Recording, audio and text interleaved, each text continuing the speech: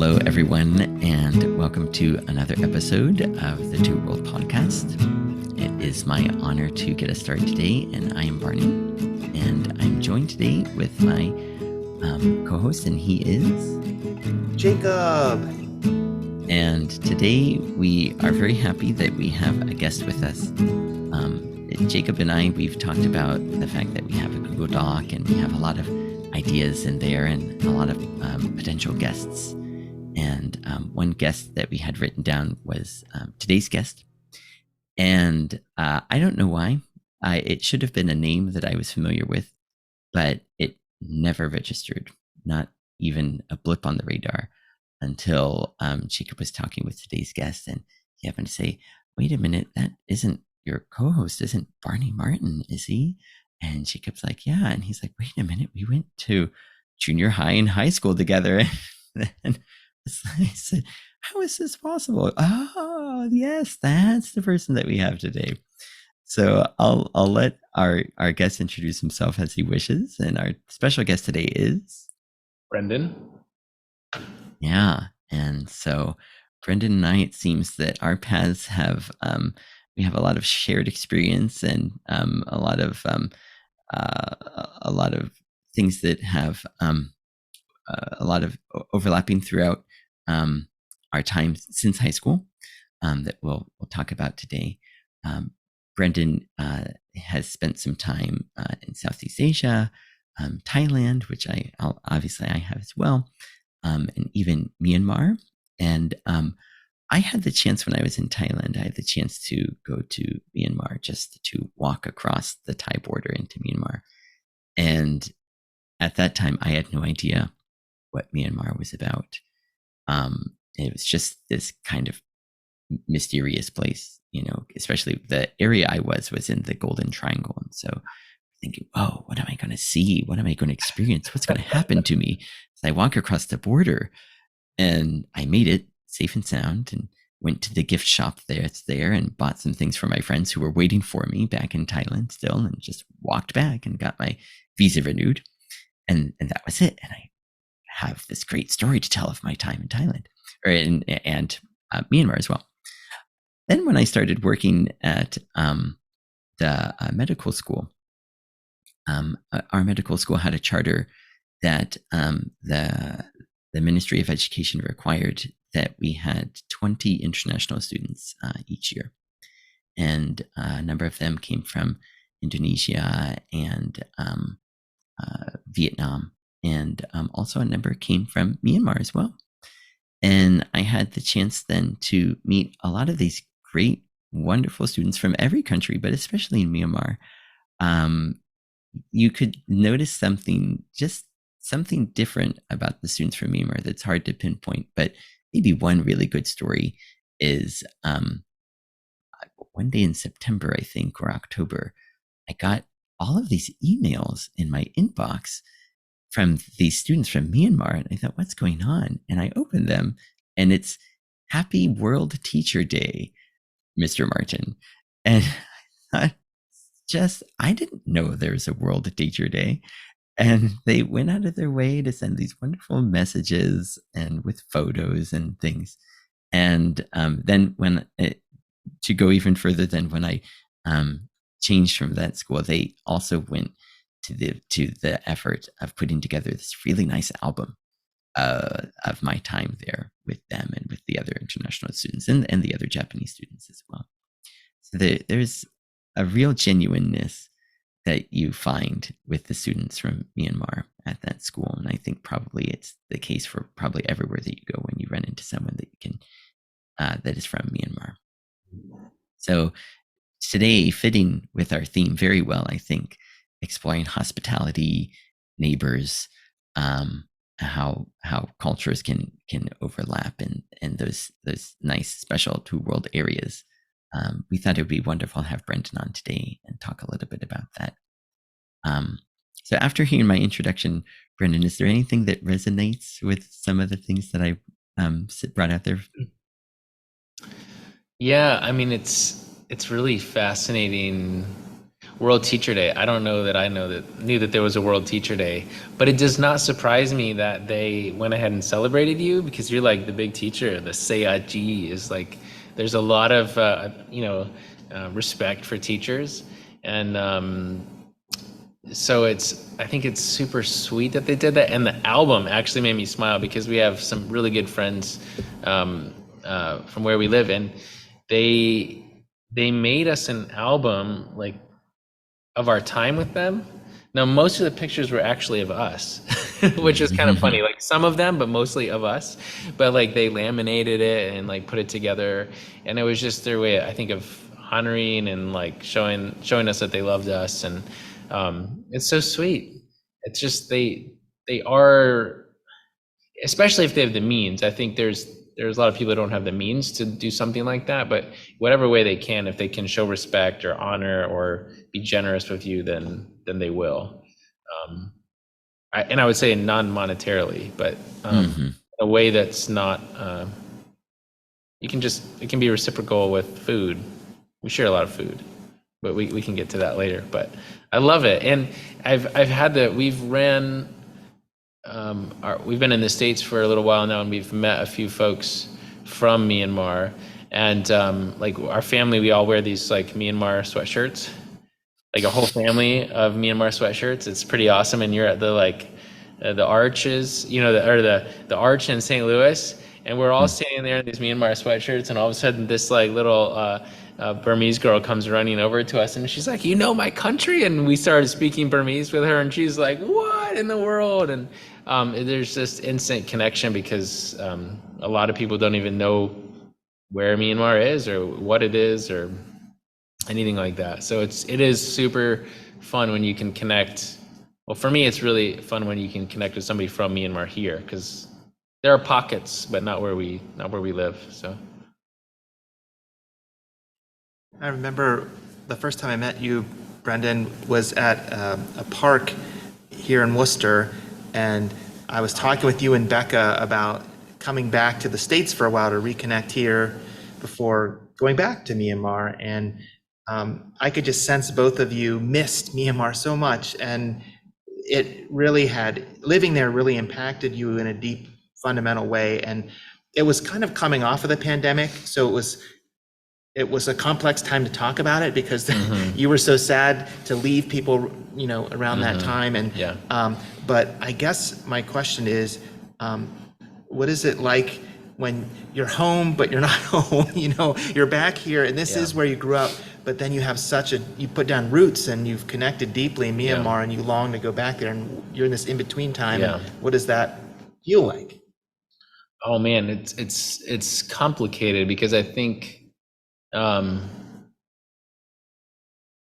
putting down roots is a funny thing, because there are deep roots to Ohio and the land and town, and I felt those roots kind of wanting to sprout. Like, it was really interesting to how I was taking stuff in, but yet culturally I have my worldview has changed a little bit, and so I felt kind of really out of place with especially what was happening in America. But then we lived in Thailand for 5 years, and Myanmar for just about 14 or 15 months. But I would say our whole family, we feel a lot more connected to Myanmar than Thailand. Like, our Thai language was better, and we spent time there, and like we're established, but there's some, and it's more Western, a little easier to live, like practically speaking. But for our family, like our time that year plus in Myanmar was just so rooting and so connecting. Like, it's like, this is where we want to be for now. Like, this is the people, the warmth, the culture, the way that we got to interact with society. Like, we just, I don't know, just felt right. So it's fascinating that, and now we've been back in the States quite a long time, but we're like, that's still home, right? It's like, some of it's a heart and mind shift that, like, that's home, even though we've been back in the States for an extended period. But it's hard to explain, but you do feel a little bit out of place. Like, I'm like, oh yeah, my daughter likes spicy food. I'm like so proud of her, right? Or they eat up the curry. I'm like, yeah, you go, like, it's not fair, but it's I get excited when my kids are a little Asian. Yeah, it's interesting. Like before we started recording our podcast today, I was trying to get some things set up with our slides. And as we know, Barney is recording currently from Japan and it's late there for him. And so Brendan was saying, oh, the Asian part of me right now is feeling really like we need to speed up so that Barney's not inconvenienced. And I'm like, oh, isn't that interesting? You live a place and it really does transform your thinking and what you value and your awareness of people and space and time.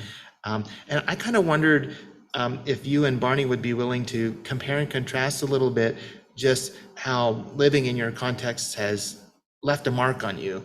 Are there some similar themes in your stories where you both have been impacted kind of in similar ways, or I don't know, I'm just curious about that. Well, it'd be interesting because I think even as you're saying that, I'm like, there's the Asian part of me that like feels this. I mean, it's really a concept. We have words for it in Burmese, anade, but like I'm aware, like I don't want to offend Barney because it's taking a long time. But actually that awareness of time is quite Western of me and quite American of like, because in Asia be like, well, it's taking this time and so just relax and there's no rush. So it's really, I'm a mix of two worlds, even in that example of, but I know like Japan, like you guys are quite structured. So I'd be interested, how does that fit for you? Yeah, I think when Jacob asked that question, I think the first thing that came to my mind was language and like kind of nuances and kind of like the little tag words that we have or phrases or utterances that we don't have in English. So I think that we find that a lot of languages, they have like kind of expressions or that don't have any meaning, but you just tag them onto the end of a sentence to kind of bring things to a close or to kind of indicate how your relationship is to the person that you're speaking with, or to add emphasis that we don't really have that in English. And I get so used to using ne at the end of sentences here in Japanese, but there's no equivalent, but I need this ne when I'm speaking in English. And the best equivalent I can come up with is a. And so I wonder when I'm back in Ohio, do people think I'm Canadian because I'm always speaking in English and then throwing a at the end? But it's just the closest thing I have to ne or yo, but we don't have that in English. I think that probably the reason why that came to mind is, like you say, that Japan has a lot of a lot of structure, a lot of punctuality, a lot of connection through business with the West and with America. So there aren't really so many differences that you notice. One thing that when you were asking about on a day, or that kind of feeling of needing to save face, or whether or not you're feeling like you're inconveniencing someone, and then kind of feeling the need to acknowledge it. In Japan, it's probably so much the other way around, where maintaining harmony within the group is much more important. And I think that I've given this example on our show before, where you have the group of people who are trying to decide what they want to do, or where they want to go, or what they want to eat. And if someone strongly feels one way about it, and they express that they are strongly feeling some way about what they want to do, even if everyone else thinks that again, or go there again, they won't say it, and they'll just say, yeah, that's great, let's do that. So that's one thing that I notice in America is people are much more free to say, I want to do this, I don't want to do that, let's do this, I don't want to do that, instead of everyone trying to come to a consensus. Then everyone just really is much more free to speak how they feel in America. That's probably one thing that I really notice. But I've been when I'm in since I've been little, when I'm in the States, people know me as being shy. So then when they notice me not speaking up, they're probably not thinking, oh, there's Barney. He's trying to maintain the peace and harmony of the group. They're just thinking, oh, no, that's Barney. Of course, he's not going to say how he feels. He's just shy.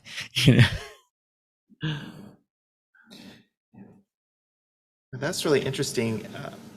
And earlier, Brendan was talking a little bit about home and the idea of home. And so I was wondering if we could take a little time to talk about your actual house in Myanmar and maybe look at a few pictures that Brendan brought that we can enjoy. I mean, we could even just share, like, a lot of people don't even know where Myanmar is. We could do that. Sure. Coming back to America, everyone's like, wait, you're where? But yeah, this is Myanmar. So if you know Thailand and Vietnam and China, you're getting pretty close. So it's a pretty unique country. In the far south, which is a little cut off on our map here, you actually have beaches that look just like the famous Thai beaches because they share that part of the land.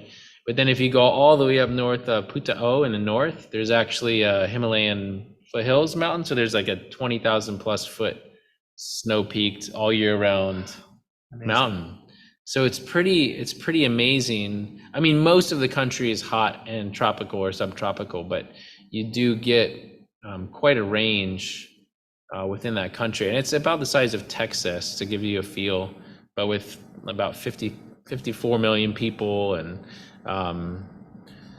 you think America's a melting pot, but there's like 130 plus ethnic groups in Myanmar with languages, and then sub dialects of that language. And so it really is a unique place because there's so many different cultures like mixing together and rubbing shoulders. It's pretty exciting. Absolutely. Yeah. Oh, that's fascinating. Just the geographic diversity and then the human diversity, like as you're talking through, and linguistic diversity. That's amazing. Is it okay to go to the slide of your house? Yeah, sure. Just like visuals are helpful. We live kind of up in the northeast of Myanmar, and so it's pretty green. We're on a plateau, so it's not like palm tree tropical, but this is a picture of our street. And so there are quite a few trees, and if we don't trim the trees and trim the grass and bushes, it grows really fast. When we first took a look at our house, there was actually the big 6 foot like cable TV dishes that we used to have around here. Like, they're huge, right? Well, there was one in the back of the house totally covered in vines. We didn't even know it was there when we looked at the house. And so when we started clearing the land, we were like, oh my gosh, this is unbelievable. So. And in this picture, yours is the yellow house, right? Yeah. Okay. Yep. Okay. Very nice.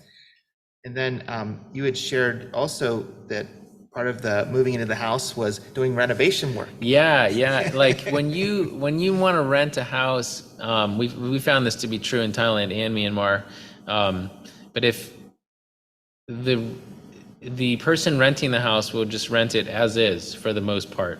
Like, if you want to make any upgrades, you pay for that yourself and you do that yourself. Sometimes you can negotiate something in with the landlord, but often they're like, well, it is what it is. And if you want me to make a repair, then we'll have to increase the price, So like our house, the landlord found out that the well was not good, so she paid for a deep well to be drilled. So we're in town, but we have like our own 250 foot well, which is great. But this picture is of the kitchen the day that we looked at it. And actually the next one, it gives you a feel. It's kind of an outside type kitchen, but there's just junk in it. There's no water hookup. There's like 2 plugs. And so if we wanted to make it worthwhile, then we had to put some effort into it. So it's kind of like flipping a house that's not yours. Go to the next one, you can just see some of it's just painting and refinishing and supplying things that we're more used to, but you have to have a vision, I would say, because if you want a house that kind of fits like a Western mindset at all, I mean, like I said, this is an outside kitchen, free, open to the birds and things. You're gonna pay a lot to have it kind of already meet your standards. So, but And then, is this another shot? Yeah, this is the other side of the kitchen. So we had even there we had cabinets made out of metal because of termite activity, and they still need painted in that picture. But we're trying to go like that rustic, industrial, but it really just kind of got rusty. But we'll we'll work on it. That was so fascinating. Barney, as you were looking at those pictures, did anything jump out to you?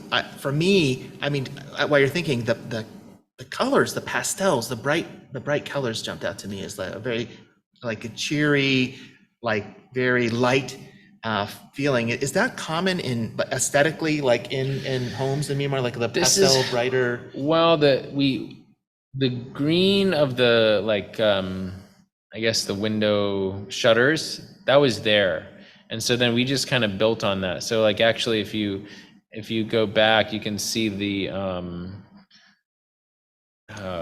like kind of the pantry cabinet we made really. Is it this? Is it one more back? Yeah. Let's see here if I can. Yeah.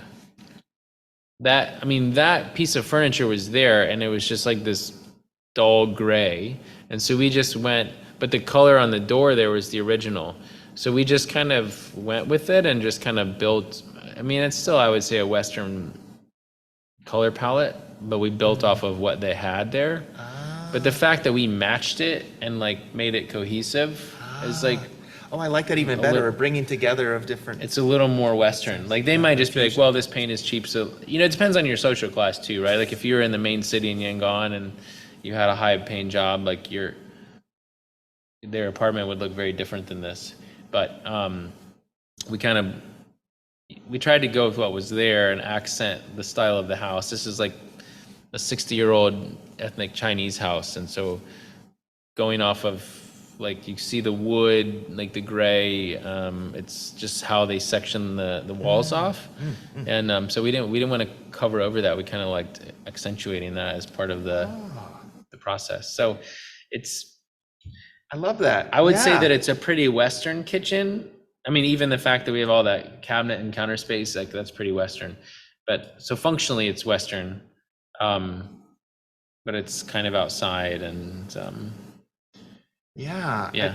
Well, it's fascinating too, just in that explanation, how even the style of the house was influenced by Chinese architecture, you said. yeah, you could actually where we live, if you speak Chinese, you can get around just fine. Wow. Yeah.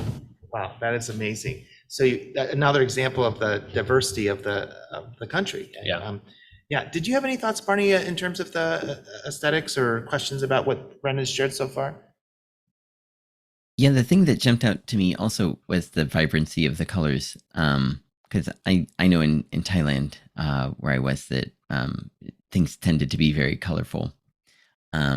Even the mannequins in Thailand and also in Vietnam, they have really painted very bright and colorfully, way different from what we would see in the US. But I also picked up on your comment where you said, when the landlord, kind of showed you the place and said, it is the way it is, and I kind of like it, and either take it or leave it. Was there any alternative you were thinking of in that case, or did you kind of know that this is where you wanted to be, and then you were just it was more a mental calculation of how to get it from where it is now to where we want it to be? Yeah, no, I mean, we really like the area for this house, but where we're living now in Myanmar, there's not a huge market for rentals in general. Like most people live with their family, or maybe they rent a room, possibly something, or they save up money and they build something, right? But there's not a huge rental market, so especially then you add in the fact that we're Western and we have a family, and so there's not a lot to choose from. There were some houses that from our perspective you'd be like, oh, they're nicer, they're newer, fresh, you would have to do less, but they were quite expensive actually. And so you just try to look at a house like, okay, is there room for expansion or growth? What's the vision for this? Like we saw this one and my wife's like, there's so much potential, and then really she really gets the credit for putting the kitchen together, but like she there's so much potential. And I used to be in construction, and I was like, there's so much work. Like that was my first thought. I was kind of like, no, this is not the house for us. There's too much to do. But when you start comparing to the other options, then it really was the best fit. And it's been great because there's outside space for the kids and to play, and we can have people over, and which is fun. And really, we spend most of our time outside on the property because we can, and it's nice. Yeah. You mentioned that the landlord was kind of willing to work with you and see that some things really did need to be taken care of, and that she was willing to be the one to help make that more livable. Yeah. Different cultures, the landlord kind of represents different things. Sometimes you're really close with the person, sometimes you never see the person, sometimes you work through intermediary or something. Do you have any kind of relationship with this landlord? A little bit. She lives about 5 hours away in a different city. This was like her childhood home, actually. And so there's a relative in town, so they had the keys and they actually showed it to us. But when it came time to sign the first lease, she came up and stayed for like 3 days while we finished negotiations. And she like then invited us to her hotel for breakfast, So it was really, really interesting. It wasn't the same as like that book, 3 Cups of Tea or whatever, but it was similar, right? Like it was multi-step process because she wanted to know that her house was going to be taken care of. We had actually been kicked out of a lease in Thailand, so we were a little like, look, we're going to do this, like you're not going to break it on us, right? Like, so we had our own experience to come to the table. And so we don't talk to her a ton, usually right around the time to renew the lease, because she's not local.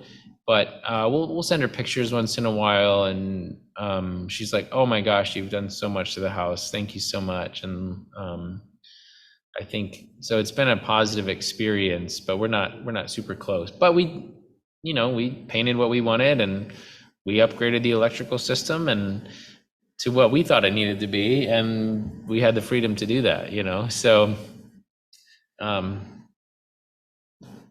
yeah, it's just, so it's not horrible. We're not buddy, like she's still like our landlord, and that's clear. But it's still nice. Yeah. Yeah, you had mentioned earlier one of the nice things about the house is the space that you have to entertain people and to show hospitality. And I wondered if you would talk a little bit about that, maybe give us a sense of like some of the foods that you might prepare or enjoy as you have people over, and what you try to do to make them feel welcome, and what hospitality kind of means in your space there. Sure. Well, I'll get there. I'm gonna interject one thing before that, but it ties into food. So there was a guy down the street who's like I guess like a tailor, and like do like sewing repairs and that kind of thing. And I had him fix a few things for us. And they spoke a little bit of English because we had just arrived, and so he repaired one thing for me. He wouldn't take my money. He's like, no, because I mean it was a small repair, but he's like, no, we're friends because we can speak English and we can kind of communicate. He's like, it's okay, no problem. So I was like, all right, well, thank you, but I'm like, I want to pay him for his work, So then I had a few other things. He wouldn't take any money. So then we took them some food, and I put some money into like kind of the package. And this is where like Anade, this like he was really offended that I gave him money. Luckily, because of the language and we share it, we're both Christians, so we actually he brought up and we shared like through a Christian perspective that we could talk it out. Because I was like, well, in my culture, I feel offended that you won't take my money because I want to support your business. But he's like, but I feel offended because you're my friend and I want to do it for you for free, right? And so we were both coming from our worldview of wanting to love and support the other person, but it was like completely opposite of how to do that. And so I can't remember if he took the money or not. He may not have, but he took the food. And so now I haven't taken any more repairs to him because I still feel a little bit like I don't want to just receive your services. Now, maybe when we go back, I might. But what we did start doing was like taking them food. And so that helped us kind of like at holidays, like our holidays, we might make cookies or something and just distribute them to our neighbors. And what we found is that food is the currency of love. Like money, no way. Like and then we were there right as COVID was hitting, so we were trying to ask some people like, do you have needs? And like it was very clear like they don't want our money. Like that's because we're friends, right? They don't want that from us. But you take them a meal, well that means something, right? Like you save them the money on a meal, and probably we put a lot more meat in whatever we would take than they would make, right? Or so you're giving them protein, and like it can be generous even.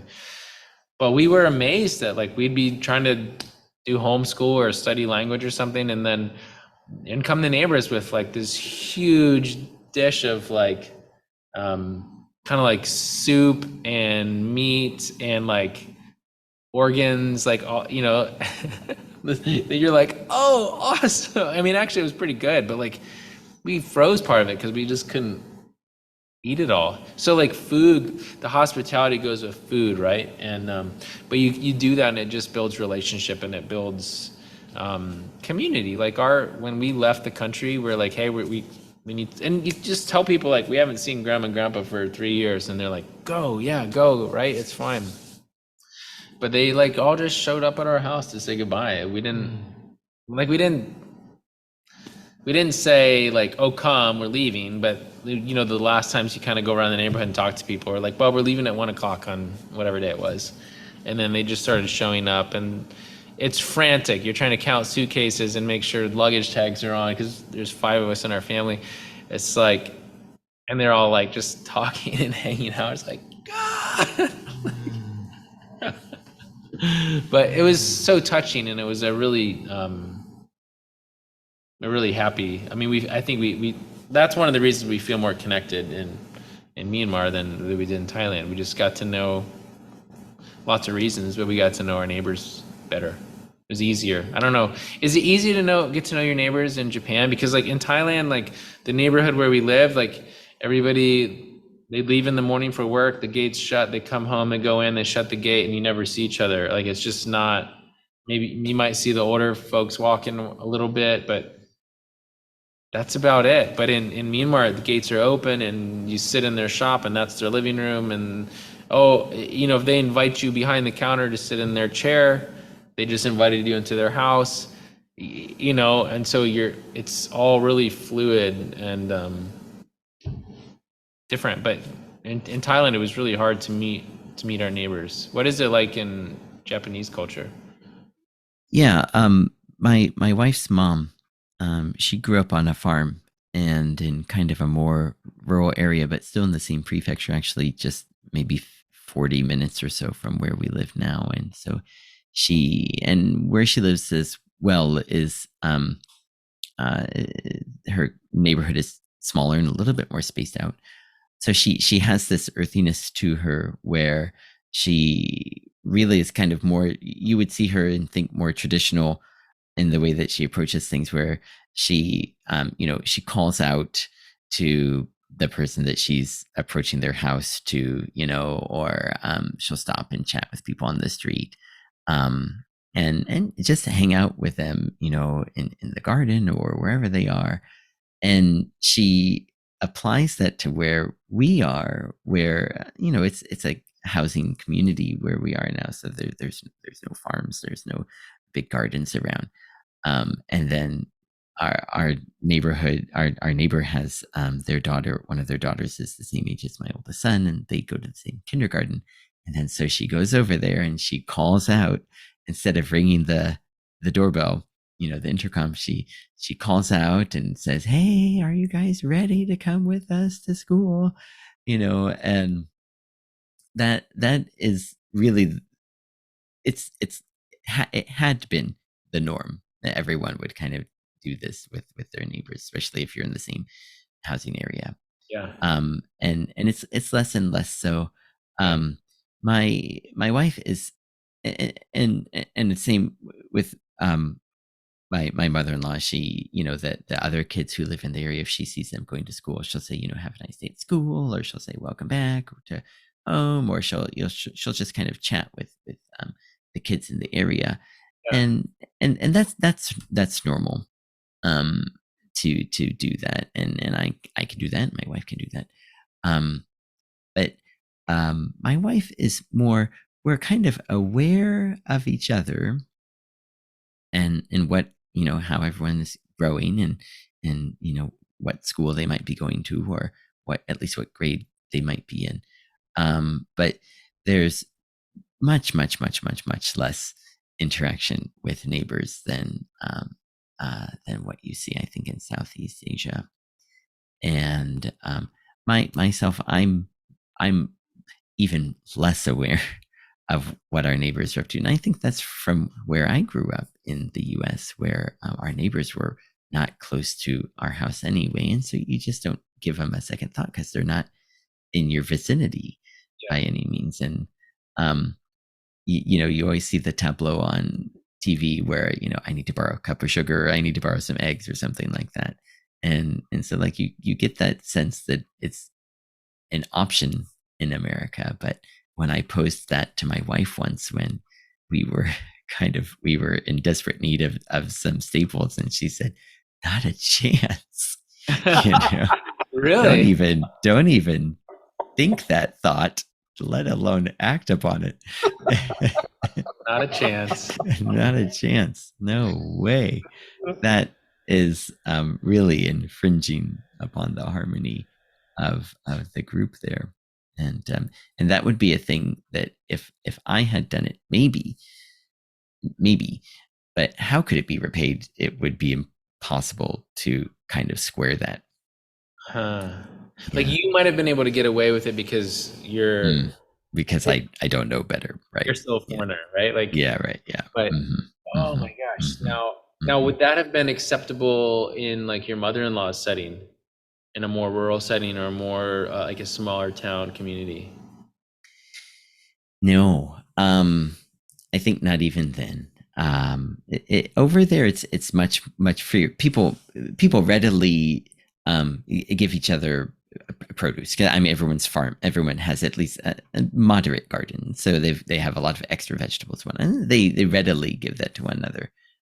Or they say, I've got all these blueberry bushes, and I can't, or persimmon trees, and I can't eat all of them. You help yourself. But you wouldn't, if you're in trouble, you would just hop on your bicycle, hop in the car, and go to 7-Eleven or something, instead of pestering. Yeah, you You wouldn't be like, really don't want, like the home. There's a barrier there, Yeah. and there's even a few phrases you have to express when you're entering someone's home, and one of them is translated as, "I'm very sorry for interrupting." And so if you go there and ask for something too, then it's just really, it wouldn't work. Like, I'm making a cake, I need a cup of flour. Like, no way. Mm-mm. You didn't prepare well enough, and that's not my problem. It would be, step one would be, how do I hide the shock that I'm feeling? And step two would be to recommend, oh, did you know that 7-Eleven has flour? Something like that. Yeah. And then step three is take a hint and go, stop bothering me. Of course, people are very kind to their neighbors, and they help one another. We have, a community note thing that goes around, and we have, trash pickup that Jacob and I talked about last time. A few times a year, we have events together. You know, as a community, and there are groups within this community that hang out often. But that kind of interruption, or possible interruption of daily life, is not, it's just isn't done. Yeah. Yeah. Although it's interesting, like, I don't know enough. I don't know if I would go ask for an egg, or I would feel a little weird doing that. I mean, some of it's like, we are the outsiders, the expats, like, we're automatically wealthier. So they might just be like, why don't you just go buy it? Especially like auntie next door has the eggs. Like, you don't need to borrow an egg from me. Like, just go buy your eggs, you know? Like, there is some of that. But I don't know if it would be like mortally offensive if you needed something. Is there not the same sense of set apart space in the home like there is in Japan and Myanmar? Is it a little bit more open, less of a barrier entering the home? Do you remove your shoes? Yeah. Do you have any statements of kind of respect for the space as you? No, you just say hi. Well, actually, we would say, "Have you eaten yet?" That would be the big question. Like, that's the traditional greeting. Like, you hear like the greeting, like "Mingalava," that would be like, "Hello and how are you?" Right? Like, really formal. Mostly, you would just be like, "Did you eat yet?" Sabibila? And if you say no, you might get fed. So you have to be like, yes, unless you want to eat. But I think, yeah, well, let's see here. Our friends that have shops that are also their homes, we get invited into. Like our friend, actually the auntie that sells the bananas, it's basically there's like a one room stall and then like a second floor where they sleep. And that's their convenience store, living room, and kitchen. And then there's some sort of bathroom shower area in the back. I haven't seen that. But so it's, if I'm just purchasing something, I'm outside the space. But we're close enough that I can go behind, and they'll invite me in sometimes and tell me to sit down, and that's been fun. But that comes with the relationship. So in that regard, the space, it's all one. I would say, I mean, and it's with the situation there now, more people are like being kind of pushed into a more poverty stance. It's way less developed, but like, I don't know that I've been invited into what we would say maybe like I don't want to say proper, but like a standalone home that has different rooms. Like, we haven't really been invited into a local person's home like that. You meet outside, you meet at the tea shop or something like that. And even when we invite people to our house, rarely do they go into kind of our living space. Usually we end up we have kind of this courtyard, and so kitchen is like pretty open because it's open and connected to the courtyard, and if there's big groups, and we'll eat on the ground like out in the courtyard. And so I think they feel more comfortable there. If we do anything in the like our living room, then they'll sit on the floor instead of the couch, like not quite comfortable, I think. Yeah. Interesting. But I would say even like to have like a house that's like, as we would say, like aesthetically put together, it's a privilege. It means you have money. And then you would only invite certain people into that space. Yeah.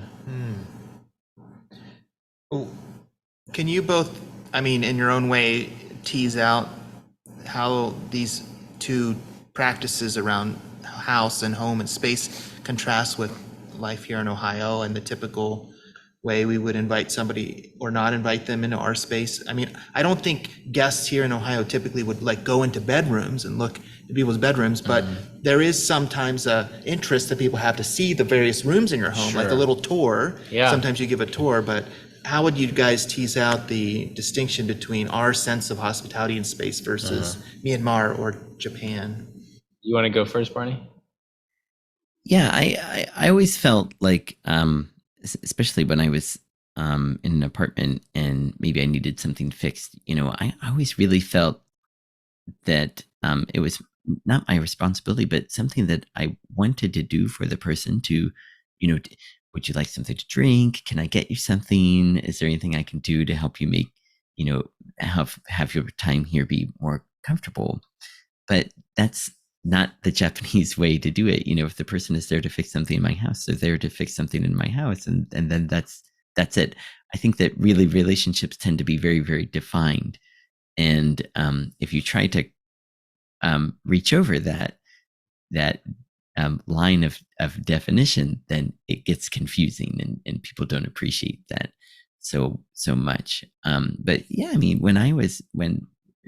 growing up, my parents were always offering, someone coming over here, have this, here's something to eat, something to drink, something like that. You and in terms of visitors, I think Jacob and I talked about this maybe even in the last episode, where people things change right away if someone takes off their shoes and enters your home. um, then you have to get started and make tea and have something and things like that, and it has to be kind of a process. So people understand how much they sh-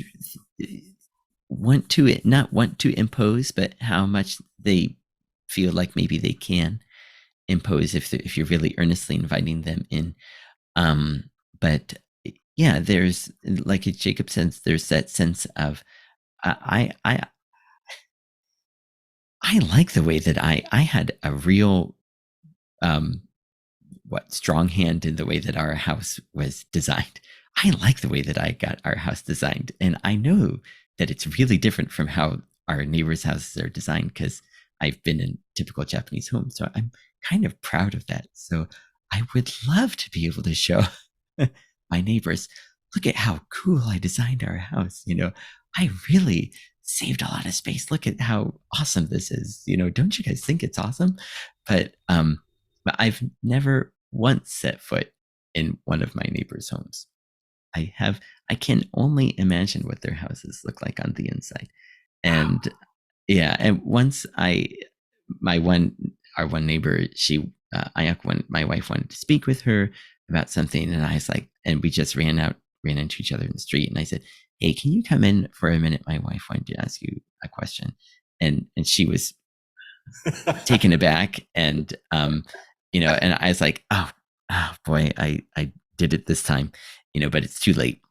And she she did say, "Whoa, you guys have a really nice house. I love the way you designed this place." Yes. I know. So I thought to myself, yeah, that's right. Well, hey, it takes an outside perspective sometimes to break the mold. But yeah, there really is. I think that so much of any relationship in Japan is very defined, um, because even into the language, you have to decide what type of language I'm using. I can have two or three verbs or two or three words that are the same verb. Which one should I use for this person? It depends on our relationship, who is lower, who is higher. And so everything, not everything, but a lot of things about Japan, the language, the culture, everything, the way people are in school, are to keep these compartments in place. And yeah, and it really, really works the way things are here in Japan. It really works. Um, but trying to uh, you know erase the barrier a little bit, make things overlap, but that's when things stop working, when people are no longer on the same page. Yeah. Wow. So was with your neighbor, you inviting your neighbor in, what was the offensive part? Was it that you as the man invited her in, or was it just that you like spontaneously were like, come into my house? Yeah, right. Yeah, so it wasn't necessarily offensive, just surprising, that I wanted someone to, hey, can you just drop by? There was something I wanted that my wife wanted to ask you real quick. Now's the chance. That's what I was thinking. Now's the chance. They've been my wife has been saying for all these weeks, I want to ask her about this thing. I just don't have the chance to talk. And it's like, yay, come on. Let's get things going here. Yeah, that's right. Right. Yeah. Right. So yeah, it was surprising for her, but then, of course, I'm not Japanese, so then I think the surprise would wear off. Had a different neighbor who's Japanese asked her that, then she would have been like, "Whoa, what in the world is going on here?" And Does it mean like crisis, or there's like scandal, or is it just like it's not how would you invite someone to your house? Like, how would you like non-offensively, culturally appropriately invite someone in? There would have to be some reason See them, that you need to meet at your home. like a practical reason. Oh yeah, it would. I can't even guess, to be honest. Um, Especially if they're the neighbor. Why not just talk on the street? On our road. Instead, I can't even think. Even if it's like, you've got to taste this cake. I just made the best cake in the whole world. I know you love cake. You've got to taste it. Then I can't invite you into my house. I'll just bring you a piece, and give it to you, and you can eat it in your home. There's just no. I can't say I've had the worst day today. Could you just come and sit with me and have some coffee or something? There's not that either. It's Where do just people there's like hang out with people they like? Like, where do they hang out with Yeah. friends? Yes. Right. Yeah. There's lots of cafes. So, it's always meet somewhere, meet somewhere, meet somewhere. Um, or in the case of neighbors, then, yeah. My one neighbor, he's a police officer. He's very good at talking with people.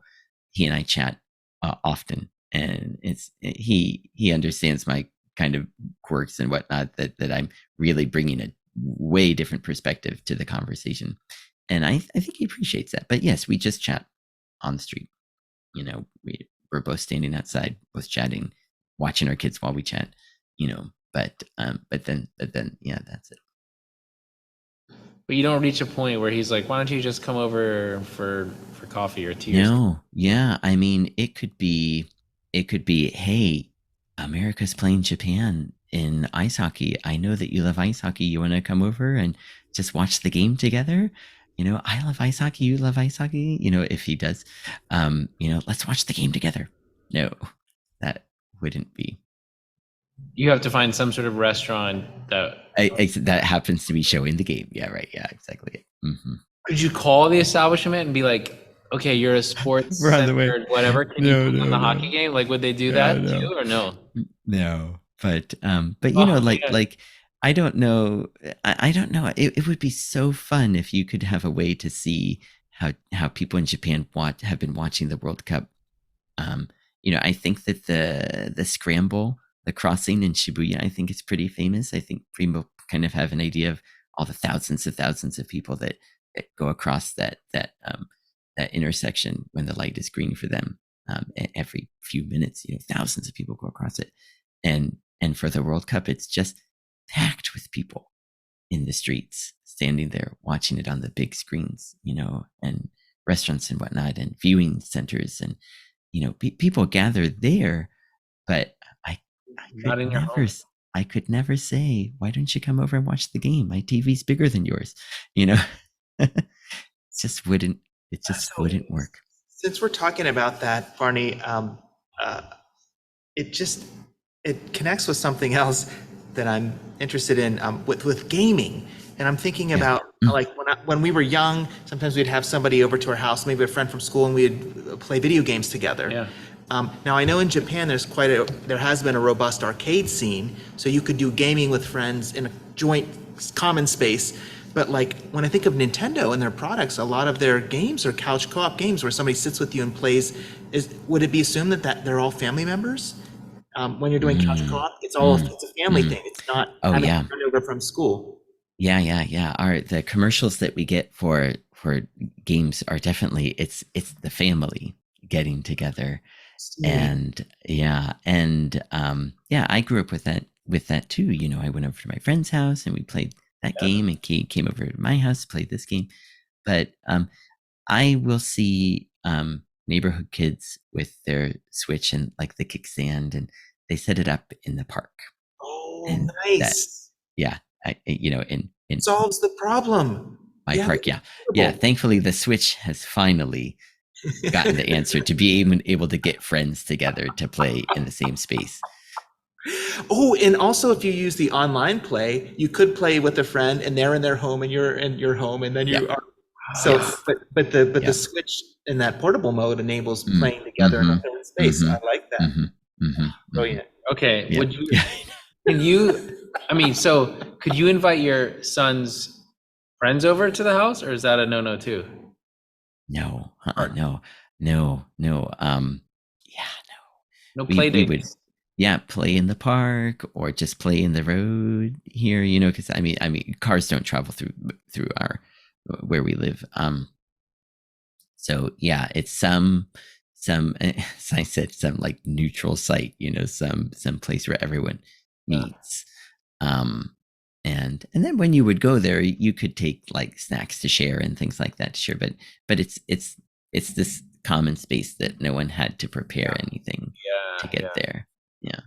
Huh. But yeah, me too. When I was little, I was always over at my friend's house, and in his house, and doing this, and they were over at my place. But it's not. Yeah, there's too much sense of if something went wrong, or if someone felt uncomfortable, or if something happened that it would strain the relationship between the families. Man, keep having questions. I'm like, couch surfing? Are there like Japanese couch surfing hosts? Like, how would that work? You know what I mean? Because it's like opening your home and like, I bet. I mean, I bet there's got to be some, but they would be the like fringe of like Japanese culture, the avant-garde, like 20 something, right? Like, Hmm. Yeah, I think that it's probably something that changes once you have a family. I mean, people who are in their high university or whatnot, living in apartment. Yeah, I mean, then of course, yeah, they get together with their friends. They have home parties, whatnot. But it's never a case of like just dropping by. I was in the neighborhood, let's hang out. There's something that gets arranged first, yeah, and yeah. I love Yeah. it. Well, I'm sensing from your reaction to Barney that the situation is different in Myanmar in terms of space. It's not a parallel there. Yeah, at least from our experience too, because we were there for mostly COVID, really. But and I'm wondering how socioeconomic status and class plays with my situation where I think I mean I know there's diversity in Japan, but maybe I'm sensing that there's a higher disparis or Disparity? disparity where we are. Socioeconomic. Yeah, yeah, because like we would look like the super wealthy, um, but we're not. I mean, and there's people with a lot more money than us. But then you look around at our neighbors, and they look, like I said, they live in that one room type place, or they share a house with 15 members of the family, and so their sense of privacy is very different. And we have been invited to a friend's house. I like a more like freestanding house and with rooms, and we were invited in and we ate around the table, but there were tons of other people there, right? It wasn't just like one family with one family, it was like extended family. And then so it is very different because then it's like the cousins and the uncles and everyone's I mean, you need to know age and status similarly. Like, are you older or younger than me? I need to know what to call you, right? Are you like, I'm like, oh, the auntie. Well, you would never call an older lady here auntie. It'd be offensive, right? But there, it's like, oh, auntie. Like it's an endearment because you're old enough to be my auntie, right? And so it's say auntie or uncle or whatever. If someone calls me uncle, it's not. It's fine, right? If they're as long as they're younger, like plenty younger than uncle, right? But you need to know big brother, little brother. So you meet people. Oh, this is my brother. Are they their real brother? I have no idea. But that's like, it's totally, it just expands, right? So yeah, like that one time that we got invited, there was all the extended family was there and we all ate together and it was fantastic. A lot of home cooked food. And then we ended up hanging out in like another room for a while and the kids played and that kind of thing. From what I understand, and my language is not like, I'm not fluent at all yet. We've only been learning it for a year, but it's not as definitely not as rigorous or as many variations, I think, or requirements of you've got to say this or you've made a mistake. I think it's a lot more informal in that regard. And I mean, the reality is, like, if they don't have a ton of money, the living room becomes the bedroom, right? You roll your mat out and everybody sleeps on the floor, and that's the same. Now, if there was a separate bedroom, yeah, I wouldn't really go into the bedroom unless there was a reason to, right? Like our language helper, she lived with her brother, and we gave her like a fan for her like a Christmas present or going away present or something like that. And so then I went, like a wall fan, so I went to install it. So I got to go into her room to install it, but like it's like right there, the brother's there, like it wasn't like all removed in the corner. It was like quite open. So, but otherwise, I would never go into her bedroom ever. But I had my drill and I had my tools and I went to do the job, But yeah,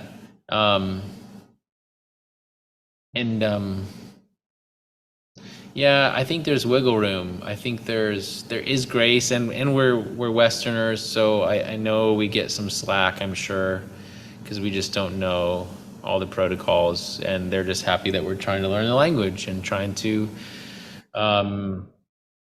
live there. They're like, what? What do you, I go to the market with 3 kids.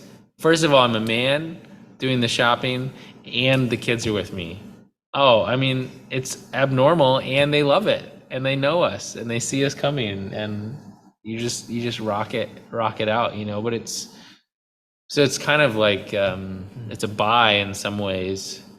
But I imagine, and I've heard, like, the more language we know, the more we understand, the more you kind of like,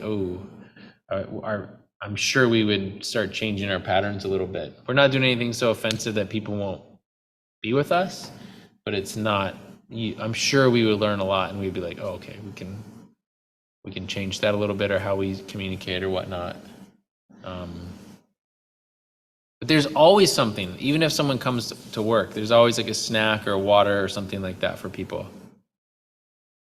I feel like you would always offer, or tea, like just some green tea that would be like prepared, a big thermos of it, and offer something. Yeah. I remember I went to a training seminar once on intercultural competency, and one of the things they talked about is when you encounter dissonance, this kind of cognitive dissonance, when your culture and traditions are different than the environment where you're living, some people will throw themselves into it wholeheartedly and be enthusiastic and embrace it. Some people have the reverse reaction and are very critical about all the differences.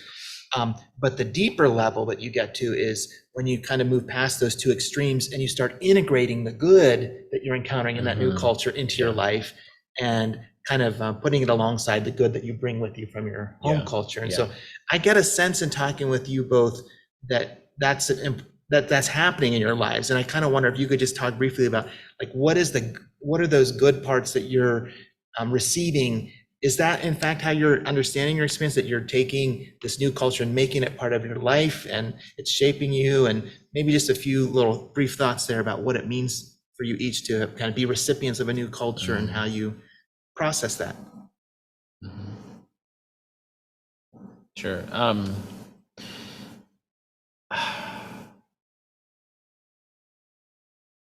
Yeah, sometimes I find that it's hard to put my finger on things. I think there's a worldview shift of, I'm just aware that things are not always as they seem, or sometimes either things are more simple than we make them, or they're more complicated than we realize, right? Like, well, I don't understand why this leader is doing that. Well, if you understood the political structure of that country, then you might have a little more wiggle room in your appreciation or disapproval of that leader, because it's not the same system that you're used to. And so if you apply the exact same standards, it wouldn't work, right? So I feel like that affects me, right? Because I'm just like, there are other views to the issues that you are thinking about. I think, I mean, I'm not so collective, and I'm still American. Like, I make decisions, and I would want my voice to be heard, and I want my kids' voices to be heard. But I also realize that my response, I'm like, it's like in certain situations, like my COVID response was different than like the American COVID response was very much about that individual person. I'm like, what about like communal health, Yeah. community health? What about the people that were sick and you don't even know it, right? They look normal, but you don't know what their so like I just had this feeling of like I'm much more pro community, I guess, and communal good than just my own individual. No, I don't like, I didn't actually like wearing the mask, but I'm gonna wear it. Like being willing to put your individual stuff aside for the greater good. That said, I'm still American, and there are other moments where I'm like, oh, I'm I'm responding in a very American way to whatever it is. But I appreciate that I have like a new set of understanding. Yeah, I don't know. Expansion of culture, expansion of food. Um, I don't know. Barney, you go, and then maybe I'll think of something more specific. I was trying to be vague, so I'm not No, trying that to was like great. touch on like Yeah, that's what I was hot asking. topics. Yeah. No, I think that that was helpful. Yeah, and meaningful. Yeah, that's a great point, about thinking really community centered, thinking about how other people might be feeling, especially really thinking a lot more of how your actions affect others. Um, Again, in America, it's kind of like, this is who I am. This is what I want to do. This is what I want to do. I'm going to do it. It's me. I'm from America. We're independent.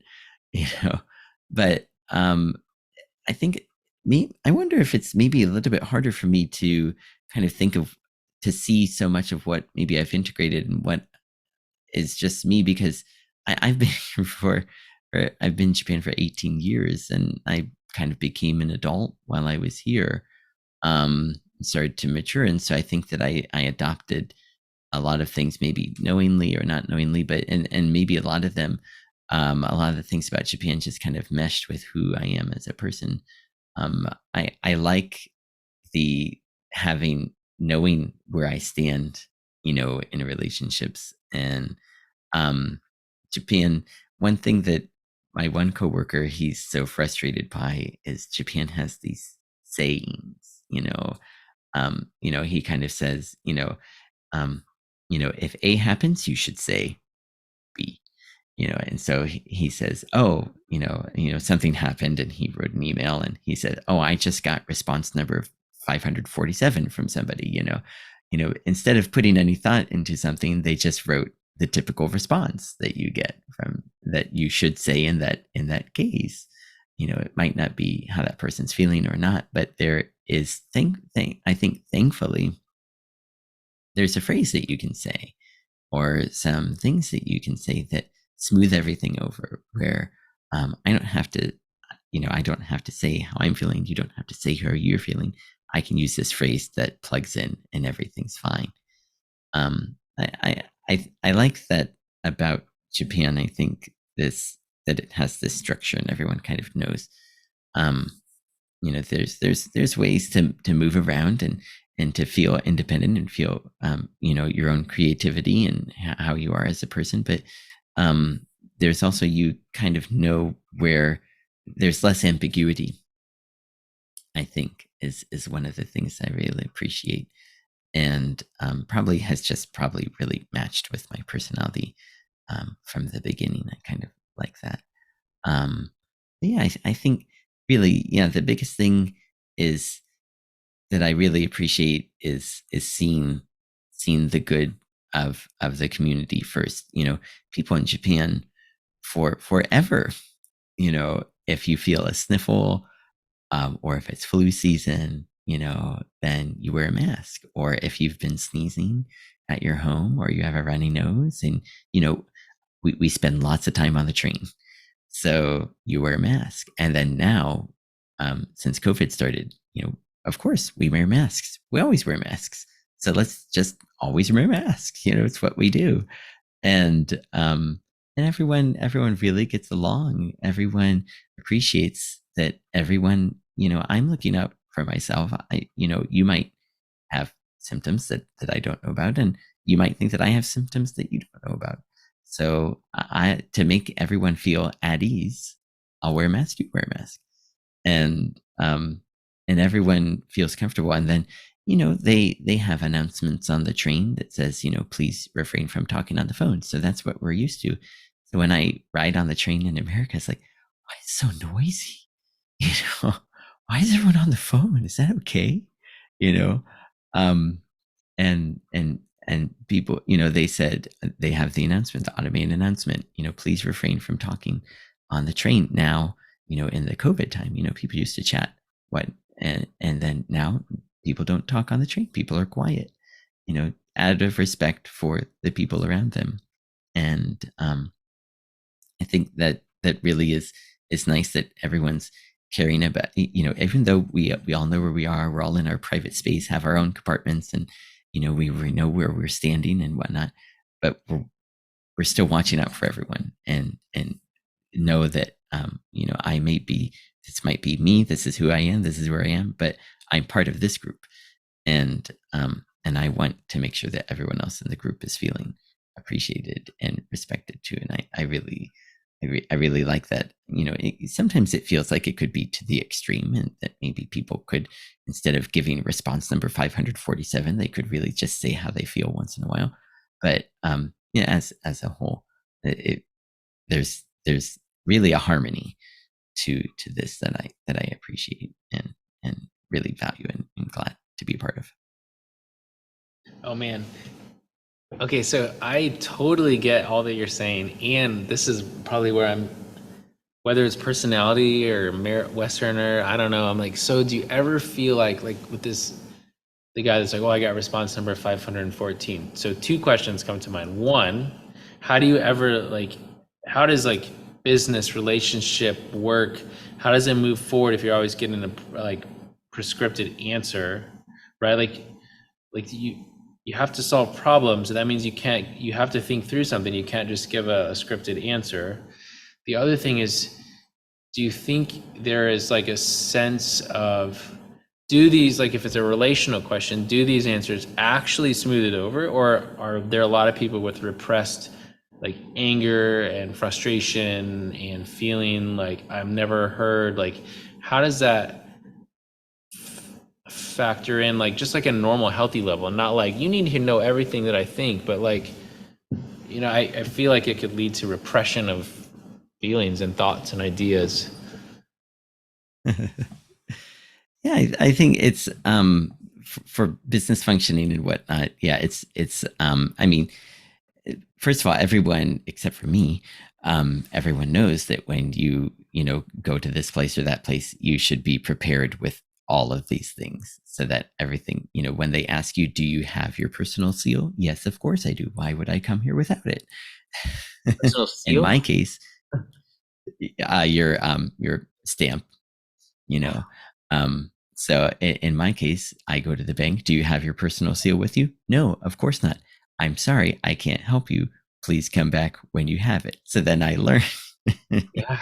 And then I'm prepared, they're prepared, it runs smoothly. So as far as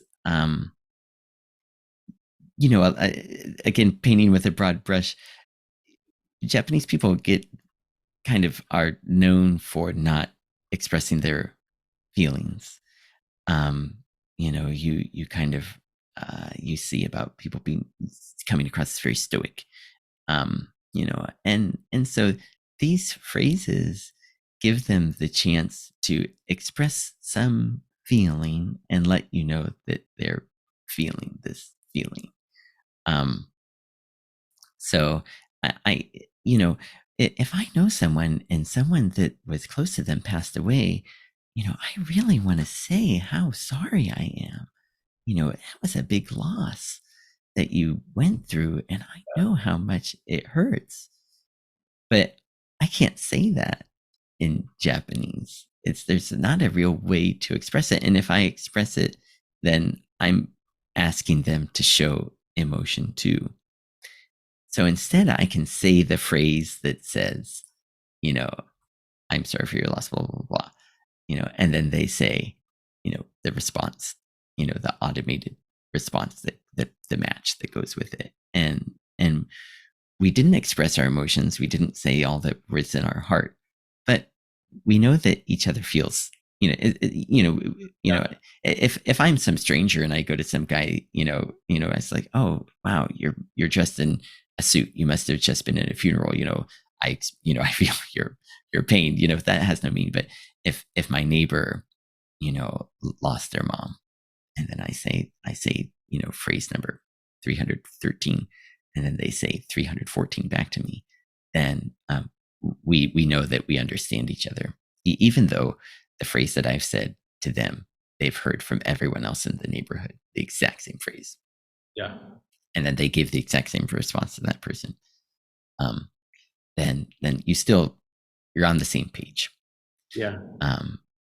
There's a lot of, I think I always get confused if it's high context, low context, American English, I think it's very, I think if I'm going to get it backwards.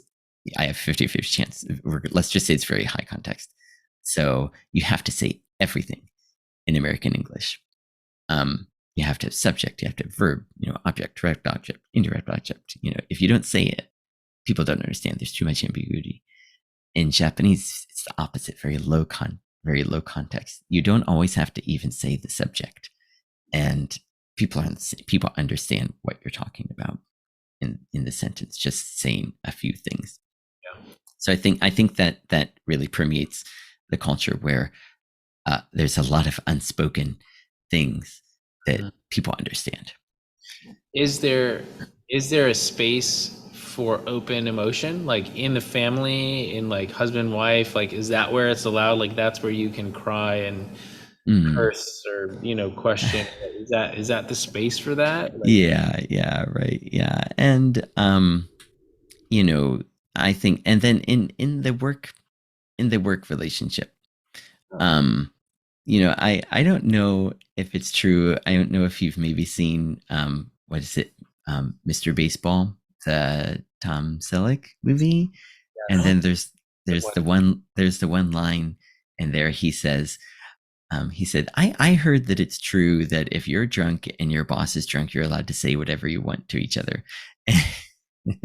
Because the movie takes place in Japan. I personally, I don't know that that's true, but the work relationship is really also like a family, and so it's okay. Sometimes you see people have a tough time at work, or you do something nice for someone at work, and you'll see like the older people get teary, and express emotion. So this kind of stereotype that people have that Japanese people are so stoic and don't express emotion, even to their own family. That part is not true, but yeah, there is. I mean, since it's a stereotype, there is some sense that emotion is not expressed as much as what you would see in other cultures. Yeah. Well, I mean, we're here to talk about Myanmar, but I'm like I'm loving learning about Japan. It's fascinating to me. I mean, that's something that I've taken. It's just like, I love culture. I love learning. And so like, even, Thai, from a Western perspective, Thai culture and Myanmar culture is very similar, but they're not the same. I mean, they objectively, yeah, they're more similar, but they're not the same. So even like Asian culture there's commonalities with what Barney and I are talking about, like saving face and respect and honor and hierarchy, but yet how it functions day to day is very different. And so it's like, it's fun. Like it's one of my favorite things to talk about and learn about, and it's awesome. Yeah, and I just think it's amazing that you both went to middle school and high school together, and here, what is it, 25 years later or however long, you're reconnecting and finding out that your life trajectories have had some parallels here that are quite Yeah. significant. Yeah. And so what a joy that is. And you probably never would have guessed in middle school that either one of you would be talking today about this, No. these intercultural experiences, but Never. yet that's been a beautiful part of the story. And Yeah. so that you share now. And so, is there anything else you wanted to mention before we close our time? Yeah, I just wanted to say, not to make it go too long, but when I was teaching at the university and preparing a class based on a one TED talk, I it worked out in the lesson that I needed to look up the giving index that ranks each country on how much they give from time or money or whatnot. And I shocked my students by revealing the list of the top 3 and the top 10 and the top 3 countries, and of course the number 1 country. And the students that I started off talking about at the beginning of the episode, they knew right away that they were number 1. And hearing Brendan talk today, it's really clear that you see that this giving index is measuring giving in ways that are not just donations, financial donations, but in a number of different areas. And when I hear him talk today, I realize, yeah, it really is true that Myanmar is the country that gives the most, that their citizens give the most to others. And when I hear the way you say that people relate to each other and relate to you and your family, then I see that, wow, this country really is such an amazing giving place. And like you said, a lot of people, when I was, just 20 years ago in Thailand, I thought, well, what is this, Myanmar, or is it Burma, or what should I call it? It's so mysterious. But it's just this hidden gem, I guess, where it must be, I can't even speak. There are all these great people that are, giving and so focused on community and neighbors that, hearing your stories today was just so great to see that and kind of put that in context for myself. I really appreciated that. Yeah. I mean, that's great. I never would have guessed that either. So, I mean, I feel like it's got to be whatever index they're using, it has to be a kind of a more holistic index, because I was like, well, people give money to the temples, but that's, more of like a religious type of obligation. And, Myanmar is not known for having big, philanthropic organizations, or they're not, they're like USAID, UK aid, like, countries like that are giving money for development. And Myanmar's, they don't have those types of resources. But I think in terms of if it's a holistic kind of matrix, then it's like, I feel like it's a free-flowing hospitality or giving, like you hear like Middle Eastern cultures, or like I think Ethiopians are pretty well known for hospitality, where it's a big deal, but it's like maybe more regulated, I guess, culturally regulated.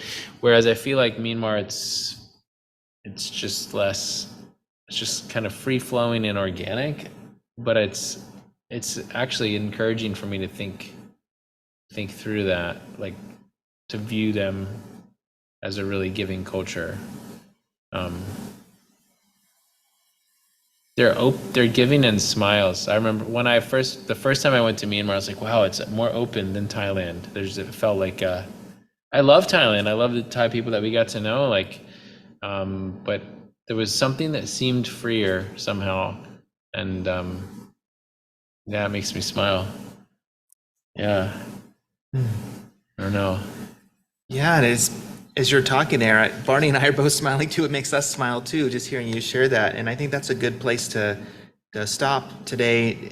We hope for our audience too that this has been inspiring and informative, and maybe here at the end, hearing this will make you smile as well. And we're grateful that you took time to watch the video or listen to the podcast and follow along with the stories that were shared. And we hope too that you'll take something away from this episode that you learned or that you appreciate, that will be with you in the week ahead. And We're so grateful. Thank you again, Brendan, for joining us. Thanks for having me. It's our pleasure. And until next time, goodbye. Bye-bye.